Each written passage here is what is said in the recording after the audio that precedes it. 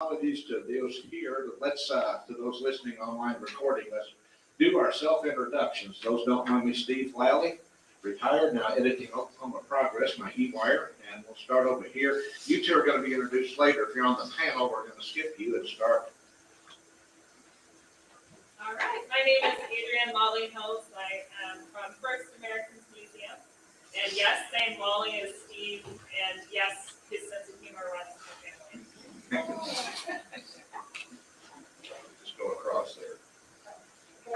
My name is Alexa Getzinger. I am the Development Director for the Oklahoma Regional Arts Coalition. I'm your Oklahoma officer. Hello, Crystal Kay, Deputy Director of Bill Hancock, Oklahoma Office Workforce Development, Business Services, and Rapid Response. Don Anderson, retired in '93 from Plumco Supply, 63-year resident of the village, now live at Fort and love it. Dr. Roger Camp, I'm retired teacher. We move up front. We missed the two folks most of you. Hi, good afternoon. I'm Joey Crossland, and I serve as Vice President for Human Resources here at Oklahoma City University. Hi, I'm Jenna Bolivia, Oklahoma City University Senior Commentator. Yeah, let's go there. I'm Natalie Doherty, Oklahoma Office of Workforce Development. I'm a performance and research officer. Ethan Safely, the research analyst, Oklahoma Office of Workforce Development. Everybody speak up a little bit if you would. Earl Folk, retired statistician, FAA. Gib Gibson, retired, and I've gone straight. Hello, I'm Bisha Spearman, Case Management Policy and Program Officer at Office of Workforce Development. Bob Anthony, one of the three Oklahoma Corporation Commissioners. Elizabeth Anthony, film historian, realclassics.com, REEL. Jim Millis with the Greater Oklahoma City Chamber, VP of Economic Development Programs. I'm June Chavez, and I write grants for historic preservation projects. I'm Lori Ford. I work in business development for Oklahoma's credit union. David Schneider, former economic analyst, former college professor, currently nothing of note, just a citizen. Good afternoon, John Williams, New York Life. John Hayes, retired Wilson Foods. Susan Garbleman. I am the instructional designer for Minor School of Business. Carol Howard, I teach international business here in the Minor School.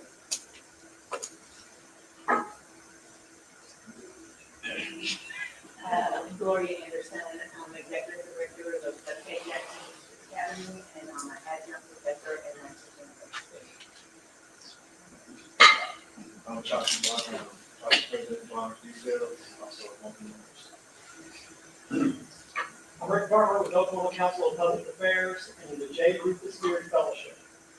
Ted Booker, Lake Farm agent, retired. We missed someone.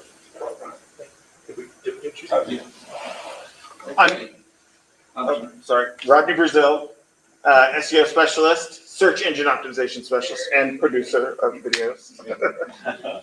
Yes, thank you. Kirk Martin, Oklahoma Department of Commerce. Great. This is quite a turnout. This topic is what is trending online, and I believe in coffee shops everywhere, water fountain talk, as we used to call it. I don't know if we're going to find out if there's still much of that left. That's part of the topic. AJ Griffin was to be here today. She got hold of me last night. She is dead certain she has COVID. If not, she feels so awful, not just for not being here, but physically. There's just no way. So I wish her the best. She was just named one of the 50 leading women in Oklahoma City, which is quite a coup for her. So we appreciate it. We'll have her back another time. Don't want to miss her. But for the first official act that we do on live stream, Rodney, it is my pleasure to introduce the Dean Emeritus, who had quite a run here. Top 5.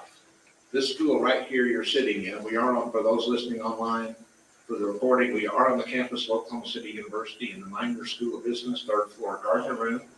This is a top 5 school of business in America by the Association for the Advancement of Collegiate Schools of Business. 92% job placement rate. Maybe you should be running the whole thing right now. Colleague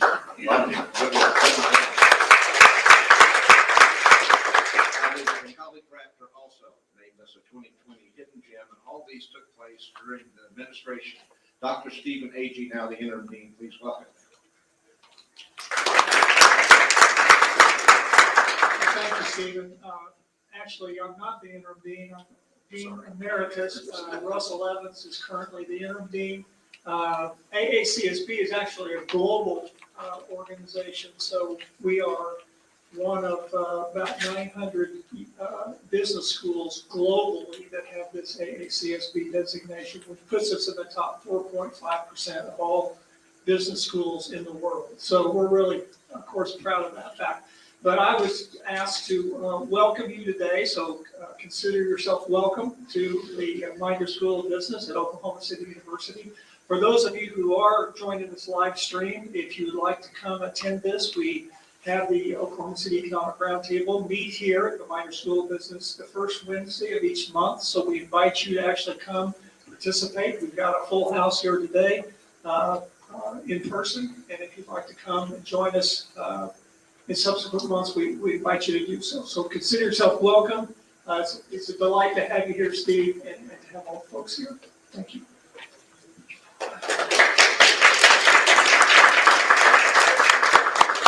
You heard about it in your program. We do in the spotlight every month where we take someone. By the way, he's going to do double duty today, as we did last month with our in the spotlight person. He has agreed to move over to the panel and join in and fill in some of the gaps. Please welcome Shane Phillips, Work Ready, Oklahoma.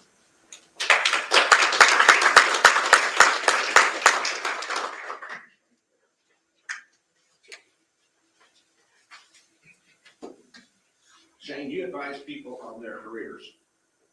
That's what I got from reading your resume, reading about Work Ready. And you've been doing it for a number of years, a number of jobs. Does anybody ever tell you you're too young to tell me? Oh, thank you, Elizabeth. I was going to hand this to you. Anybody ever tell you you're too young to be advising? Yes. Yes, I get that quite a lot. And you've been doing this about 10 years total, sales, almost since you got out of college. Is that right? Yeah. I started my early career in sales and business development in Chicago, and I worked for retail construction sales company. And so I was able to take that information and come back here and kind of start my career in recruitment. So actually, I've been with the same structure of organizations for the past 14 years, and that really culminates in what Work Ready Oklahoma is now. And what is it now? What do you do every day? This is your elevator speech moment. Yeah. So what I do, what I really do is build relationships with organizations in the community that are going to help my clients and their clients find self-sufficiency. So our focus is targeting, primarily low-income families or populations that are at risk. We try to figure out ways to match them with skills and resources, support that are going to allow them to find, get, and keep jobs in the community. So it's a collaborative effort of multiple organizations. So it's more like a brand and an initiative than it is just a company. So there's several different partners in this room that lend into that. And so it's really about building a workforce community within our workforce community that's sustainable, that can kind of have some legs and keep going. Who comes to see you? Who needs help? Our primary populations really center around DHS families. We do a lot of work with the SNAP and TANF populations in Oklahoma County. We also target some Department of Labor funding and work with individuals that are impacted by the criminal justice system. We've done that for about 7 or 8 years now. We also work with some family-related programs that we operate in conjunction. Family Expectations, if you guys have ever heard of that, it's a relationship education and resource center for expectant parents, and there's also a workforce component in that. There's also an organization called True Dads that feeds into ours, and it's a program for fathers with a non-custodial parent, whatever that looks like. It could be a sister, brother, a grandmother that's helping raise the child. So we really find employment and workforce development resources as an intervention point in that spot in life. So we have multiple funnels that go into a pre-designed curriculum that we built. It's called Work Forward. Really concentrates on soft skills, work readiness training, with resumes, and a lot of the things that are traditionally done. But what we really try and do is vet and screen them for employer partners. And what I do is go make friends with employers in the community and then vet and screen a couple thousand people a year to figure out where I can match them in the community. Could I send them to MD Building Products? Could I match them with the Oklahoma City Thunder? Like, where could they fit in the community? And then where could they fit and find a foothold and maybe stay, for longer than 6 months? Maybe advance, find a training or a resource or another community or resource that would help them do that. So that, in a nutshell, those are the main populations that we serve. Hey, do people come in physically to see you? They contact you online? Do you get referred to these groups? Or do you go out and find them? It's like I saw I believe your logo among others at the diversion hub for the folks they work with, criminal justice. Yes, so it's a combination of all those things. So we do market what we do. We also funnel everybody to a website. But really, I think, business is about relationships. So I run a staff of people that are in the community constantly. We want to talk to other service providers. We want to know where people are at. I have just advised my staff to go and understand the needs and then go to where the needs are going to be the most. So we're very, very active. I think partnerships is really something that, Public Strategies and IMCI and Work Ready as a unit is really good at. So we rely heavily on a partner network and having other organizations understand what we do. That allows for a really, and I'm sure that every service providers here experience this, a more seamless and intentional referral. And when those happen, people get served. They don't get dropped off. They don't get ignored. There's this tendency to say, hey, you should go over and see John Smith. But if you don't pick up the phone and call John Smith and make that happen, it's a lot less likely that client's going to execute. There's a lot of different things that are going on. So we really try and build connections with people where we can make a phone call or walk them to the door of that other organization or help them connect with something so that the output's real. It's not just this kind of idea. Do you ever physically accompany them to an interview?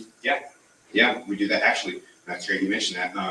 We held a really good job fair earlier on in the year. I think it was April 29th. We did it at Scissortail Park. We had about 250 people show up, like job seekers. And that, I don't know if you guys have been looking at job fairs, but that hasn't happened a lot. There hasn't been a lot of turnout, but we were able to really generate that.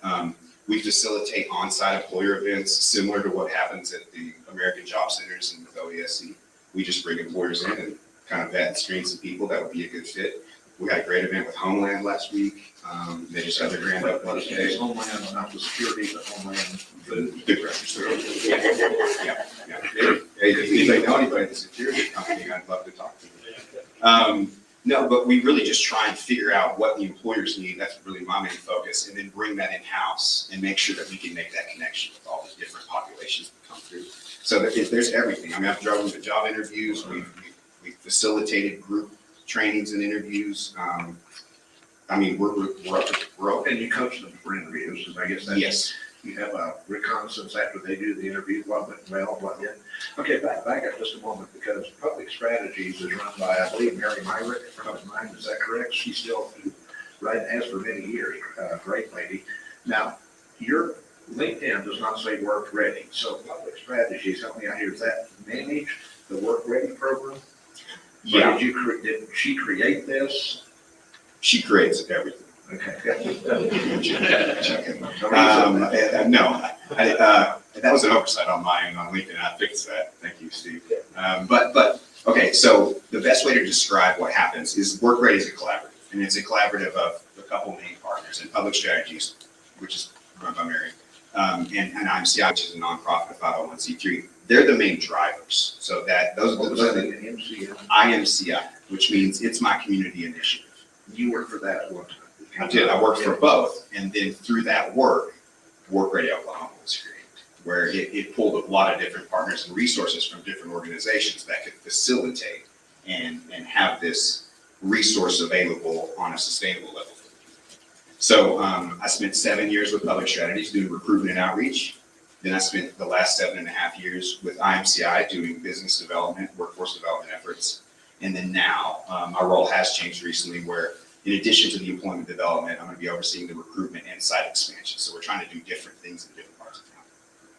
Okay, now, work ready, how's it funded? Through all those different, it's braided funding through all those different resources. Braided meaning everybody kind of contributes a little Braided bit? meaning that we have large support from DHS. We do several projects for the Department of Labor. There's just different, I don't know, really, to tell you the truth. I don't handle any of the money. But it really is, it's a collaborative. So there's several different organizations that are accountable for these participants. And the more we can get those organizations involved, the more resources we can layer. So we really found that if we do braid that, somebody that's eligible for one program and simultaneously eligible for another may have access to different resources, support, training, case management, anything we could find. So we've become pretty good at that. And I think that's a model we're going to pursue, is to try and figure out how to, create a service center that can serve multiple populations and then maybe push that out into smaller areas or communities that can, we're trying to eliminate us telling people no through different organizations and different structures that allow us to service new people. Well, none other than Lee Copeland, Oklahoma City Chamber, sings your praises. He used that this guy is the fellow that knows what's what. High praise, but somebody with this level of experience, institutional knowledge, would normally be about 50 years old, 20 years older than this guy.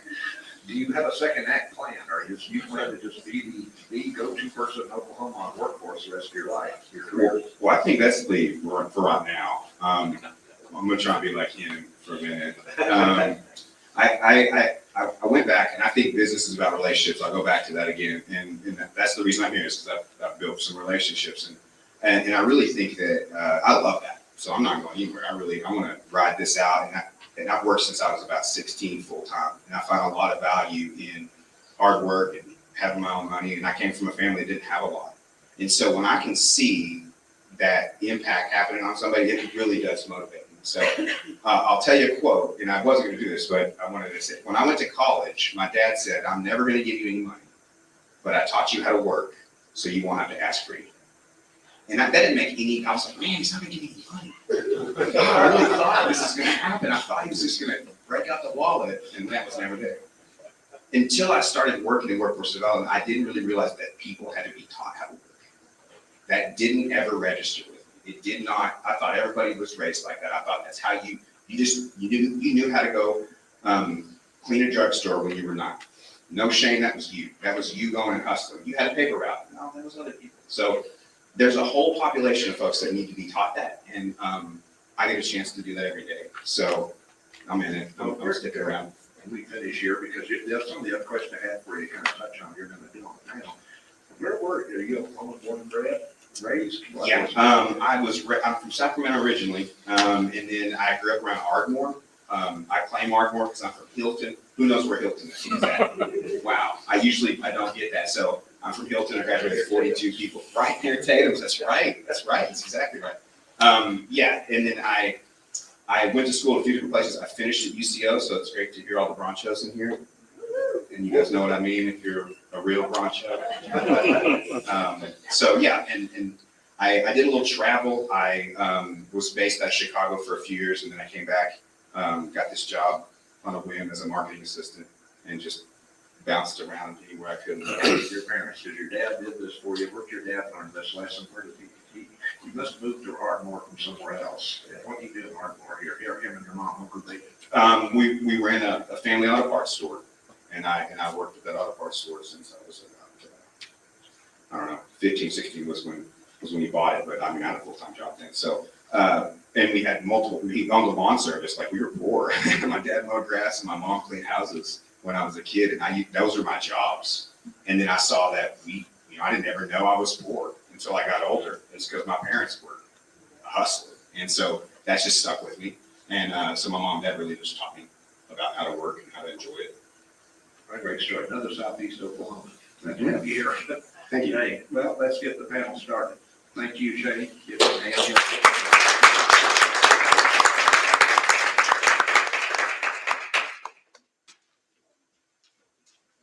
introduce Daniel Yenzer. Yenzer Consulting, here's your moderator for today. Saw his background, the EWAR. In the EWAR, among other things, he's a part owner of Star Space 46. So the panelists come forward, they're here. And Daniel, you can sit here. Daniel, usually most people on this pronounce the last name, not the first name. But it's odd because I have heard of a Daniel Yenzer, and there aren't very many Yenzers out there. So Daniel Yenzer, if you're out here listening, I mean, we're family, but I'm adopted, so sorry, you probably don't look like me. I'll keep it tight. Oh, we are timed and everything. So it's going to be my pleasure to introduce my fellow panelists. I'm just going to go from outside, and you have just heard from Mr. Shane Phillips. The next panelist on our list is Brittany Grant. Everyone give her a round of applause, please. And last but not least, Lee Copeland. How are you doing today? Excellent. How's my volume? Can everyone hear me? Because I will speak up if I don't have the volume for this. Okay. All right. Well, we heard a little bit from Shane, but I want to hear from the rest of you. And actually, I'm going to ask you at the end, Shane, again, because I want to know, what is your job and what do you do each and every day?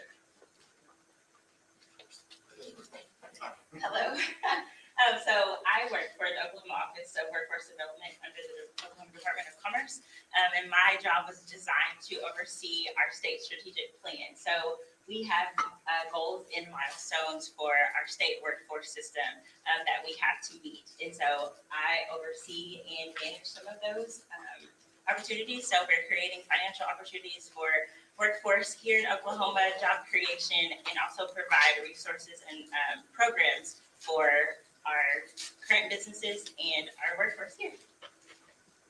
Wonderful, wonderful.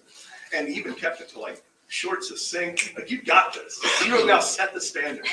So, all right, Lee, I'm not gonna be able to do it. what does your day look like? It's a great question. I still can't quite explain to my wife what it is that I do. But my title is Director of Talent Business Growth with the Greater Oklahoma City Chamber. I lead an effort on our Economic Development Division where my team interfaces with existing regional employers, really to have a couple of conversations. What do you need to continue to grow and thrive? What trends do you see that are emerging that create challenges or opportunities? And then lastly, a lot of our conversations end up focusing around talent.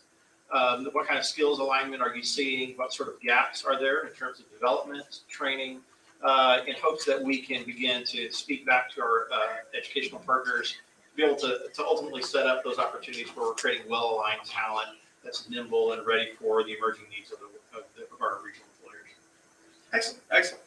All right, Shane, what does your average day look like? I manage a team of people that build relationships in the community. Dang. 9 to 5, like Dolly said, just boom, the entire time. All right. Well, no one wants to know what I do all day because it's, nothing. But I make it try to look good. So that's about it. So for our next question, as this is a panel about getting people back into the workforce and what that looks like right now, because I will use the trademark term, unprecedented times, new normal, buzzword, buzzword, buzzword. But we are looking at a time in which none of us really knew was going to happen. Some of us were able to prepare for. But we are looking at a workforce that is coming back in from the most uncertain year and a half at this point that they've ever had. So what I really want to ask is, as more information comes to light, kind of showing that unemployment benefits, those weren't the sole reason that people were refusing to return to work. The data is there. That is not what's keeping people at home at this point. They're not returning to these lower paying industries. What advice would each of you have to small business owners that are kind of feeling the stress of trying to get people back into their staff? I'll jump in on that. Can y'all hear me? I feel like I'm not actually on, but all right. I can hear. Thank you. So I think a couple of things. I would say that the trends that we're seeing in workforce really already existed. And that all the pandemic did was really accelerate those trends as well as shine a light on them. And so I see a number of employers that really struggle to be nimble enough to make pivots necessary to retain key talent, simply because they had not addressed some of these trends that were already in place in terms of what our workforce expects or demands in some cases of their employer. And so COVID really exacerbated some of those gaps. And so some organizations have been nimble enough and have been able to put some things in place to be able to navigate the pandemic. We've seen others that have struggled against it. And so I think that I think it's worth noting that these things have already been in place. It's not created by COVID. These were really already in place. It's just accelerated, I think, where the employer community and in our workforce, some gaps in some areas that quite frankly, companies are going to have to address. Because if not, a lack of recruitment or a lack of retention or both will force them to do so. So, and we can expand on that a little bit, but that's my perspective of what needs, why there's a problem, why we are where we are. So I kind of piggyback off of Lee. So those problems already existed. So in my previous role, we were engaging with, over 200 employers, and you would always hear that they couldn't find workers. And I think COVID just kind of brought a lot of the problems that already existed out. However, my advice to maybe small businesses would be to try to move to a hybrid model. We're starting to see a lot of companies move toward that. I was reading an article in the Wall Street Journal that talks about 2/3 of businesses are going to move to a hybrid model, which looks probably like a 3-day in the office and 2-day at home. So there's other barriers to get our lower paying jobs. So it could be childcare, it could be valid concerns of just COVID, just in general, just scared. Maybe there's a family member that you have to take care of before or after work that is in a protected class, that you don't want to go to work or expose them to COVID. So there's a lot of barriers I feel that people aren't going back to work, including, unemployment checks, they're getting paid more being at home instead of going to work, or stimulus checks. And so I would also advise companies to maybe set forth some procedures. So when you come back to work, so your employees feel safe when they do return, that you have hand washing stations and or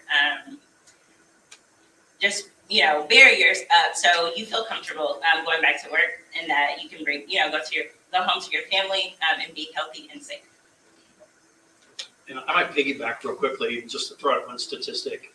The Gallup Corporation does an annual workforce engagement survey, and where they measure engagement of the workforce in the United States.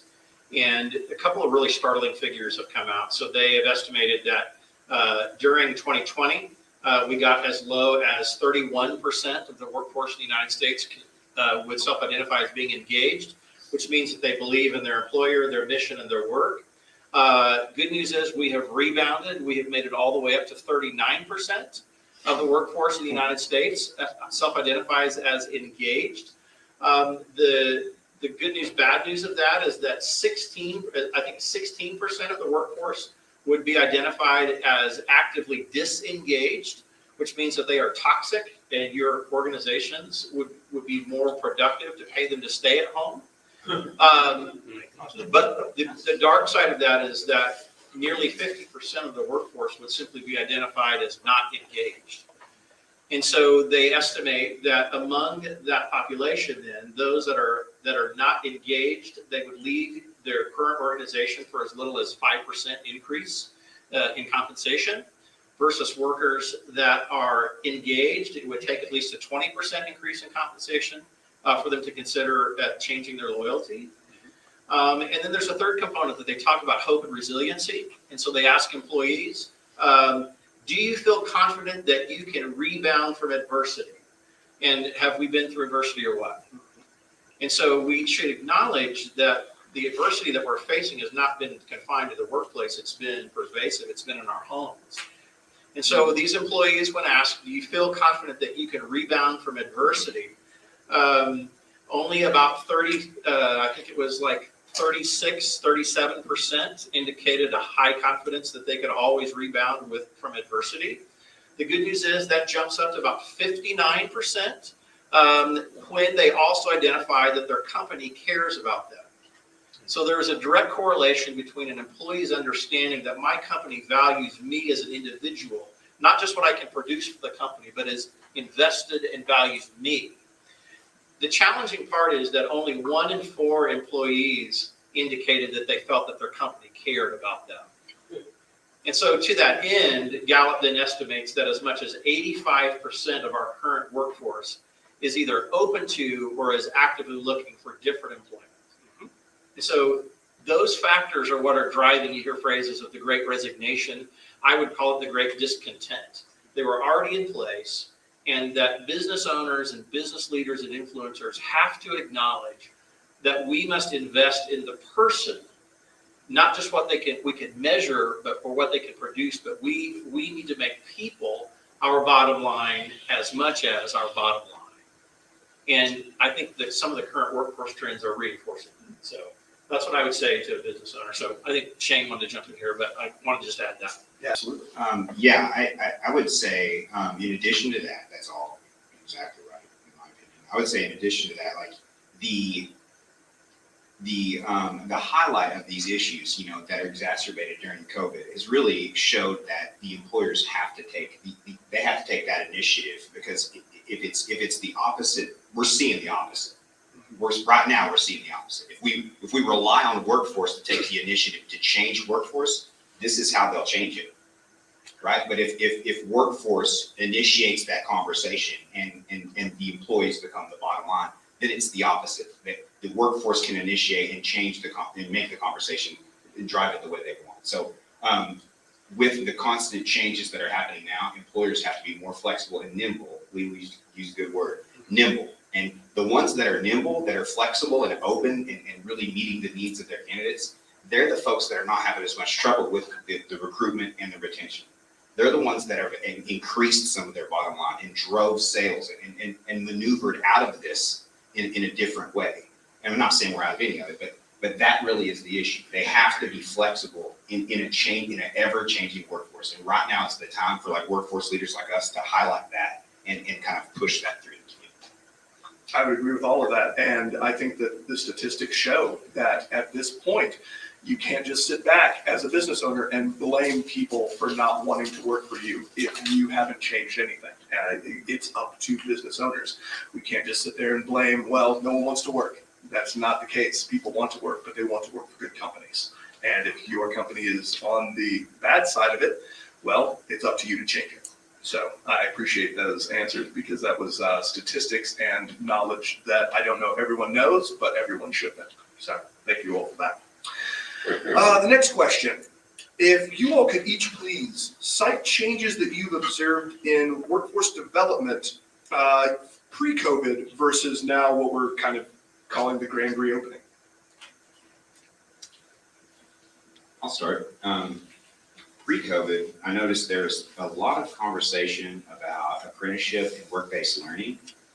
And I was working a lot on that and kind of trying to push some initiatives forward. During COVID, a lot of face-to-face interaction slowed way down, and that really affected, I don't know if it really affected like the unions as much, but it affected the ability to make those connections with those organizations, or that face-to-face connection with employers was a little bit hard. So I hope that trend is going to change, and I hope that we would really continue the momentum that we had, in 2019, early 2020, where it was, there was severe funding coming out from the government to really push Office of Workforce Development in different service providers to find solutions and find employers to do that. I think that needs to be, kind of galvanized and then, reissued. But that was something I really noticed the difference in, because everybody was really worried about, do we even have a job, let alone do you have a job that we can pay you in and train you in at the same time. So. Excellent, yeah. So I would kind of say pre-COVID, so we do have apprenticeship programs and internship programs with the Oklahoma Office of Workforce Development. And so we are pushing that, and it's going really great, I would say. But pre-COVID, I saw a lot of just employers, just their idea of a perfect person or their employee to come to work. We just didn't they didn't find it. They couldn't find quality work. They couldn't find quality people to fit in their positions. They couldn't find trained people. And so I feel like COVID, it was just a catalyst to kind of reinvent new jobs, the way that we looked at jobs, new technologies, new positions, and just working in just an agile way so we can pivot toward new things. So I would say we also, your papers. So there is a handout in front of you. Natalie, thank you. So she's our research analyst. There's a graph on the front of this paper, and I'll share the link for our online viewers.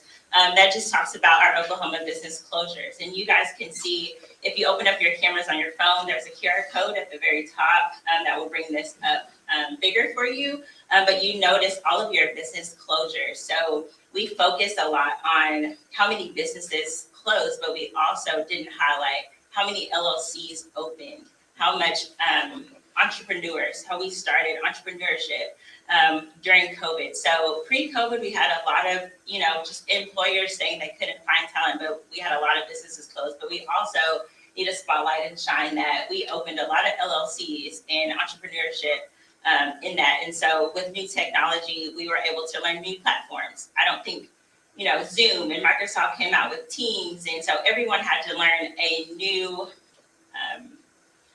a new platform or something new coming from COVID, a new software, a new program at work. So while we didn't have a lot of training in the other areas, but COVID just kind of brought out some of those new skill sets.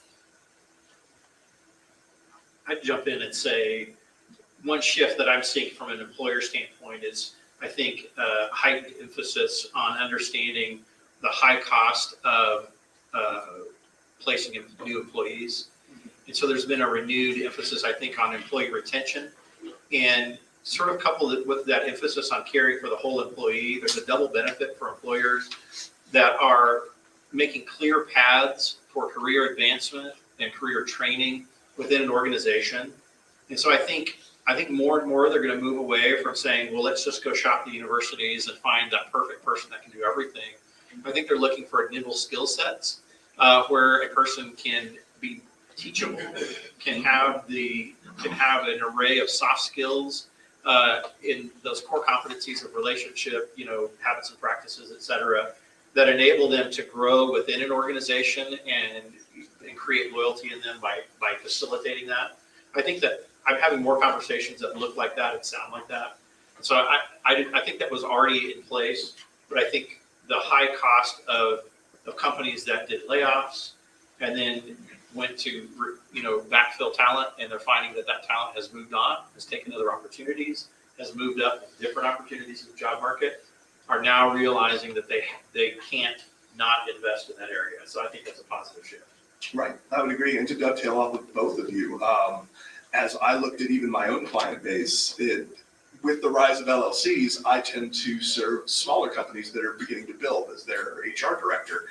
And I watched COVID shoot my client base just shot up, double, triple, because there were so many new companies trying to start and wanting to do it the right way, because it was those disenfranchised employees that now wanted to start an LLC. And if they were going to hire anyone, they wanted to hire properly, and then they wanted to build them so that they could retain them. So I've been seeing it on the opposite side from where you all are, which is just looking into those LLCs and those small businesses. So I absolutely agree with everything that's been said. Thank you all. Another question, and this actually was posed by it was an article from 2021, very beginning of the year, in the New Yorker, that was just, has the pandemic transformed the office forever? And basically the writer, John Seabrook, asked some questions and truly just broke it down to, what is the office really for?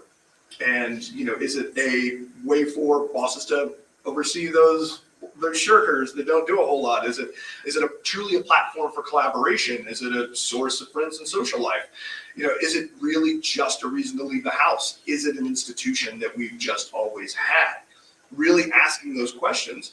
And it turns out that work, which, that office was supposedly designed to enrich, is possible for so many people to create kind of in their own world. I am a person that works purely remote. I don't have to be in my office, neither my home office nor my office that I pay for. I could do my job on a beach as long as it has Wi-Fi. So what does that look like to employees that could? So my question to you all is, how do you suggest navigating toward what could be, what you mentioned before, a hybrid work environment for many of these businesses moving forward, those ones that just never thought that they could do it? Go, Shane. I always like to talk first because then I don't have to like repeat everybody's stuff. It's always your idea first. It's never like, oh, I took my idea. I took my idea. Can you repeat the question? I really repeat part of it. All right. Yeah. How would you, coming from what you are experiencing, suggest to an employer in how to hybridize that work environment if they're not used to it? Okay, I think first thing would be to examine your outputs and really see how they apply to in an office setting, and then you can kind of build some structure based off that. But I also think the office setting is about what the employer makes it. So, I mean, an office could be a factory, it could be a clubhouse, it could be a break room, it could be, somebody's home. But really it's what not only the employees, but what the employer makes it. So I think that intentionally building space around flexibility that we know is going to happen now, because we all had to go remote. At some point, you either went remote or you went silent for a while. Right. So everybody experienced it. So I think that really now it's incumbent on employers. Again, I think our whole conversation is going to be how this is all on employers to make this change. Yes, it is. But they need to understand how that impacts their bottom line and what they need to get out of an office, and then also what they want to build in their company culture. And I think that company culture has a lot to do with where you work and who you work with. So that also plays into effect. But I just think they need to be intentional about it and be really focused on their employees. And a lot of employees, they may not want to go home all the time. They may want to work in the office. I mean, I personally love it. I go to the office every day. But a lot of people aren't like that. So I think it's unique to different industries and different employers, but I really think it's on them to get the pulse of their employees and figure out how to maximize production while still really being focused on it. I agree, Shane, with what you just said as far as it being unique to industries. So of course, your manufacturing firms, construction, those industries, you're not going to have a hybrid work environment. It's going to be more of your customer service, your back office shared services. It's going to be call centers, things like that, industries like that can go to a stay-at-home or a hybrid where you're on the phone and you're not interfacing with customers face-to-face. So all studies have shown through COVID that productivity levels have gone up. They've actually risen with, I don't know if it's employees that want to stay at home that prove that they can do their work at home.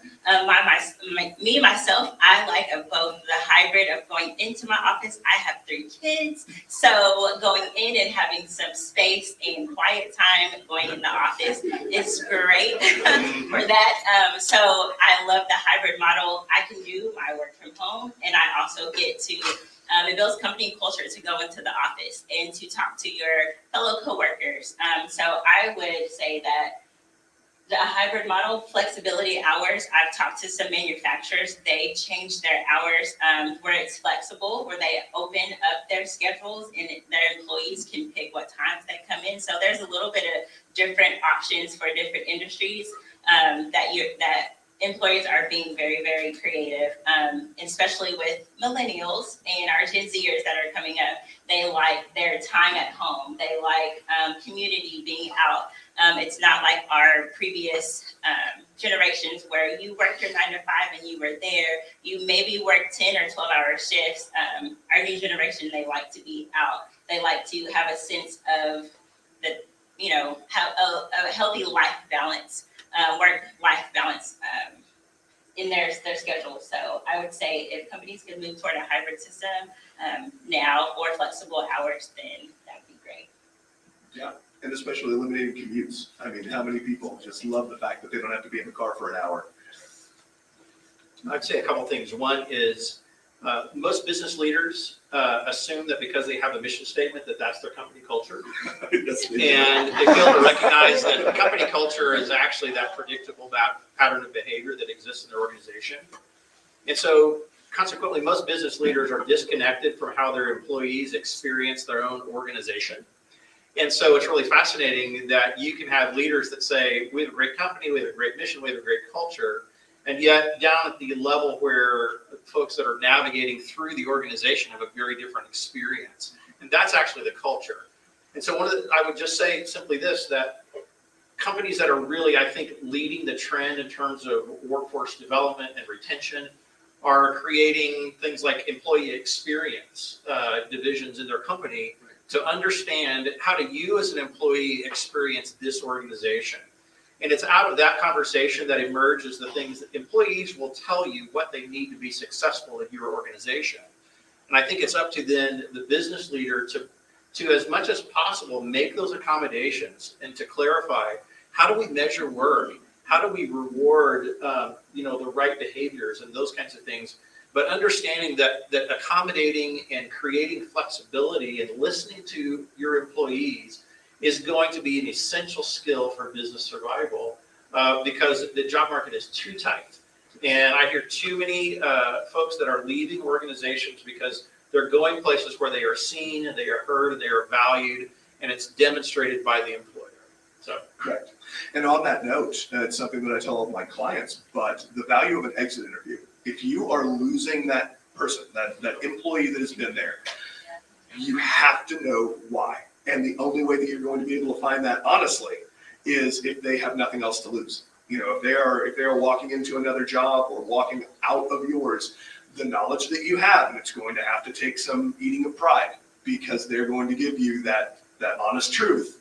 But the truth that you can actually figure out from that is going to be invaluable. So I will always tell people exit interviews. I think that's a really great point of view because I like having like an HR professional here because I think that's where a lot of these changes would be initiated. Correct. So if people in spots like yours could actually show companies how this affects their employees and how you can usher it along, I think that'll be a big kind of move forward. No, absolutely. And many companies will use sources like mine because it's objective.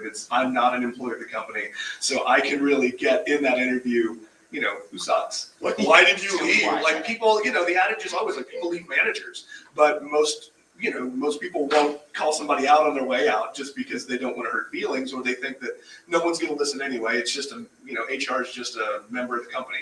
But when I come in and I do those objective interviews, I get some dirt, and then I get to sit down and talk with the C-suite and say, what's going on here? And you need to learn from these things. So I have one final question, and you all can take a little bit of time or just blaze through it if you want. But is there anything that you would like to add in closing? I'll let you go. Oh, really? Look at her, she's stoned. That's what you have to do for training.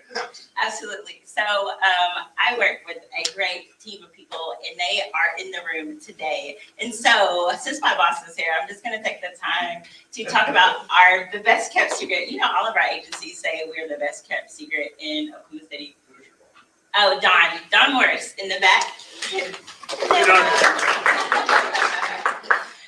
So I have a handout. So the handout that's in front of you is Oklahoma Office of Workforce Development. So we talked about a lot of just pandemic things that are going on, a lot of layoffs. So we have programs in our office, such as our adult and dislocated worker program. So people, when you think about in the oil and gas industry who were laid off, and they've been in the oil and gas industry their entire career. What do they do when they lost their job and they don't have experience or any training to transition into another position? So we have programs such as that. We've got youth services programs, apprenticeship programs, internships, where we go in and help companies create programs for internships or apprenticeship programs. We've got American Job Centers that are all around Oklahoma, the state of Oklahoma, to help and to give resources to workers that come in that need resources, work-based learning, veteran services, and priority population. So I'm going to take my minute, and everyone, if you use the QR code on the top of your handout, it will go to our website. So check it out, look at that website. Again, we are Oklahoma's best kept secret, our office. So we're here to serve not only our workforce, but our businesses as well. Thank you so much, Ruby. Go for it. Okay, so I will also agree that Oklahoma Works is a huge resource. I mean, it's been personally for our organizations, a lot of our participants, but if you have questions, ask them. I mean, I probably talk to somebody weekly about what things I need. So great resource, a lot of great people working there. But I would also just encourage you guys, if you have any questions about Work Ready or want to come by and take a tour, I'd love to visit with anybody about it. Really, we're trying to build community around this, and we don't charge for anything. We build relationships with other organizations so we can end up helping somebody. And I would love to have, yes, sir? Where's your office located? That's great. That's a great question. We're at 3 East Main, so we're actually Bricktown. We're right behind the Buelos. Free parking. Give me a call. I'll come over there and let you guys. We'll take you for a tour. We'll go have lunch or something. But I just really want to highlight the fact that it's awesome to see everybody here, and I think that these initiatives and these collaborative efforts between organizations and service providers and employers need to continue. And I know that there's a lot of organizations and different people ushering that along, but Work Ready wants to be a part of it. I want to be a part of it, and I really just want to continue to network and make sure that we have access to all these great resources for our candidates. So workreadyoklahoma.com, and my name's Shane Phillips. I'll be back to visit. Thank you. Later. Thank you, Shane. I always like to leave a setting like this with something that makes me think for a while. And so I'm going to drop something on you as we close. Something that's been on my heart as I'm dealing with organizations is that there's a huge opportunity for positive movement in our labor force for people that have been classically underemployed. There is just a plethora of jobs that are coming, that are here in Oklahoma City, that are coming to Oklahoma City, that are relying on a reliable stream of adults that are moving, that are looking for opportunities to enter into the professional workforce at life-changing wage opportunities. So moving from hourly in hospitality and in restaurants and things like that. And so one of the challenges that we are beginning to see is that companies have this expectation that even at these entry-level positions, that they're going to be hiring adults that have had somehow the opportunity to develop sort of executive function that in reality, in where they have been underemployed, they have not had the luxury of being able to develop those executive functions and understand how to navigate in a professional office environment. And so, there's a variety of factors behind that. We know the factors in education that impact one's ability to develop executive function, right?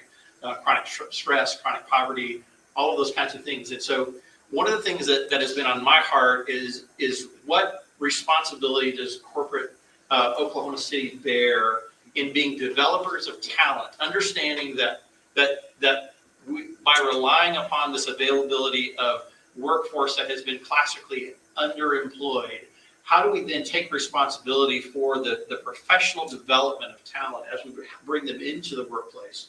So hiring for potential and then developing all of those skills and skill sets that enable them to then move through our organizations and giving them a foothold in the professional world. If you look at it, the statistics are there that there's a lot of work for us to do. And so I would just really encourage us to think about ways that we can influence employers to really do the work that is necessary to be a place where we're mitigating barriers to employment and retention for potentially great workforce and loyal workforce that's there, but that we need to help them and develop them. So that's what I'm gonna leave you with. I would always agree with that.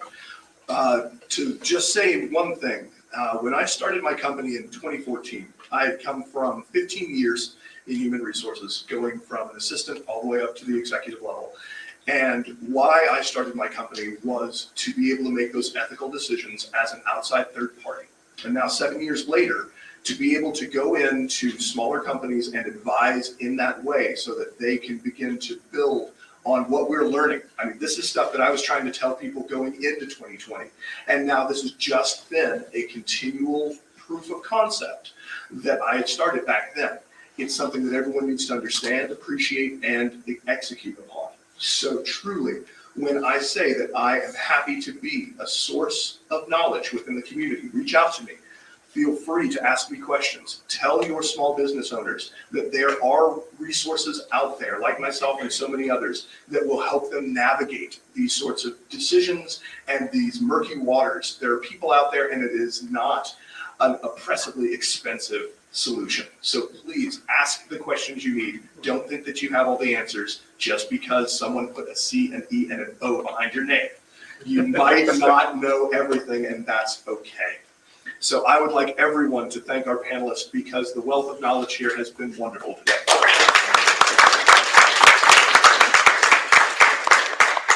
And for those hybrid workforce environment people, feel free to pop over to Star Space 46. I must always say something about them, but those co-working spaces within Oklahoma, there are many.